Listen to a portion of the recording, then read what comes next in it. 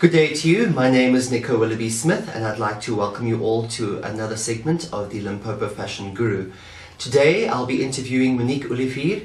She's a qualified jewellery designer in Polokwane and she does everything from sketching to custom designed jewellery. So Monique, let me welcome you to another segment of the Limpopo Fashion Guru. Thank you. And the first question I actually want to ask you is, how does one go about cleaning your jewellery? Oh well, it's really easy.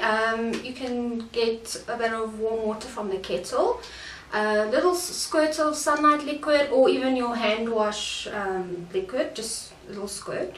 And then you just, I've got a few items that needs a bit of cleaning because it's a bit dull and dreary, because what happens is you wear it every day and you've got your perfume and your creams and everything gets stuck in the jewellery, and then now and again it just needs a bit of a soak and clean. And then you can use an old toothbrush and just, you can soak it in there for a bit and then you can just scrub it with clean with an old toothbrush with soft bristles preferably. Is jewellery basically a cosmetic item that needs to be cleaned regularly? Yes. If you wear something regularly, try and clean it at least once a month or 2 months. Even when you shower or if you bath, maybe wear your necklace and your things on and just wipe it a bit with your face cloth or whatever. Your loofah. Just to clean it a bit. Just to And tell me, does this apply with 100% gold and silver as well as aesthetic jewellery? Yes, with any jewellery. Just a little soak, a little scrub with it, and then you rinse it off in some clean water to get that soapy bit off. And then you can dry it with a towel. And tell me, Monique, how long was your jewellery design course? It was 3 years. 3 years. Yes, and where did you study? At TUT Arts Campus. And what advice would you give to any matriculant who is perhaps pursuing a career in jewellery design?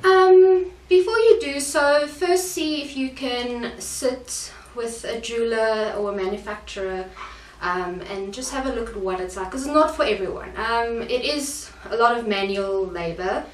You roll the metal yourself, you melt it yourself, you saw it, you solder it. It's quite a dirty job, as you can see. My hands are always covered in polish and whatnot. And what's the difference between a typical goldsmith and a jewellery designer?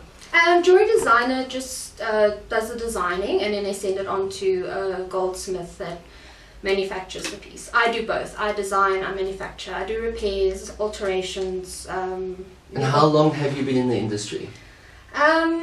Since I started studying in 2005. And do you have a Facebook page that people can go and have a look at? Yes, I have a Facebook page, Olive Jewelry Creations, and you can have a look at what I do. I've got a few pieces on there and designs and And Monique, being a fashion designer, I'd like to now ask you, normally, my clients are very undecisive when it comes to wearing tops that are quite embellished in the neckline. What advice would you give them in terms of wearing jewellery around the neck or around the ears? It depends on the person. If you like your big chunky chains, it's nice if you have a low cut or V-neck and you wear a big chunky chain. Something that also it depends on the person. If they like something that's a long chain or a short chain. Also a lot of thin chains, if you wear like 3 or 4 longish chains, different lengths with different pendants on it also. And what kind of advice could you give us in terms of aesthetic jewellery in order to enhance one's appearance?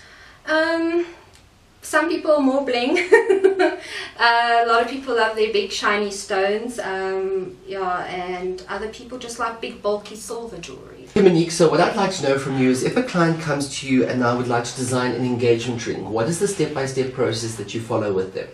Alright, what you can do is you can start Googling a few images on Google of ideas of rings that you like. Sometimes I have clients that bring me 3 or 4 designs and we take a little bit from each design to get the design they want. And then from there on I give them a quote, and then I manufacture the piece. And I see that you've brought some of your semi-precious stones with you. Could they supply the stone? Do you supply the stone? If you like, you can supply the stone. If you have any old jewellery like silver or gold that you want to incorporate into the piece, I also credit clients on that.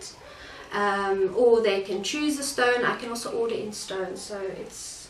And what kind of how long is this process?